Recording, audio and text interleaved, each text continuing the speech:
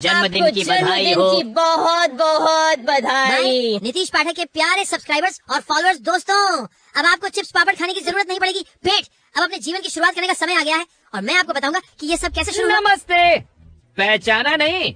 ये मैं हूँ और आज मेरे गर्भ धारण का दिन है। अगर आप सोचते हैं कि मेरी सफलता की राह आसान थी तो आप पूरी तरह गलत हैं। मैंने सही दिन का धैर्य पूर्वक इंतजार किया। आमतौर पर एक महिला का ओव्यूलेशन चक्र के बीच में होता है, तो 28 दिनों को 2 से विभाजित करें। लगभग देर से आए। मेरी गर्भाशय ग्रीवा आमतौर पर कसी हुई रहती है, लेकिन आज नहीं। आज मेरे पास मेहमान है। और मैं अकेला नहीं था जो दिलचस्पी रखता था, और न ही केवल 2 और न ही 1000। हम में से बहुत से लोग हैं, जैसे कि किम कार्दाशियन के अनुयायियों की संख्या 300 मिलियन से अधिक।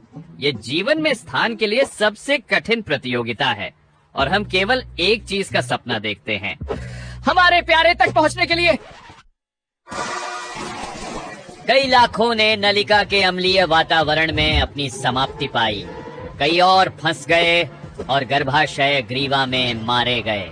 माफ करें दोस्तों, आप लोग बहुत अधिक और हैं। महिला की प्रतिरक्षा प्रणाली ने हमारे लिए वास्तव में एक शिकार शुरू कर दिया।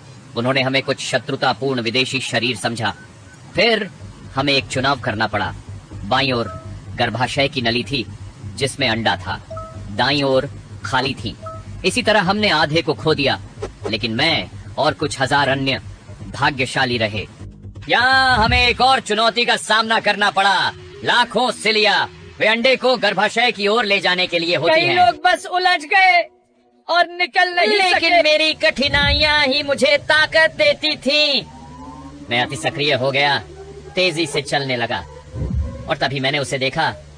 मेरी धूप। उस समय तक 300 मिलियन में से केवल 10 के करीब ही फिनिश लाइन तक पहुंच सके। मैं पहले वहाँ पहुँच गया।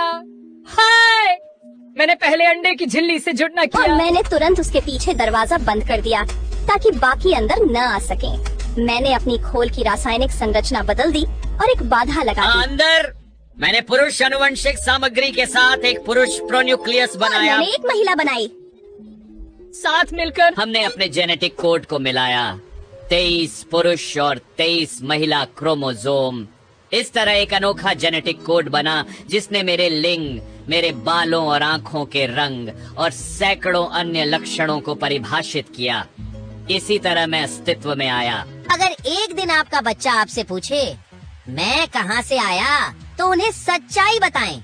उन्होंने जीवन की सबसे कठिन दौड़ जीती है।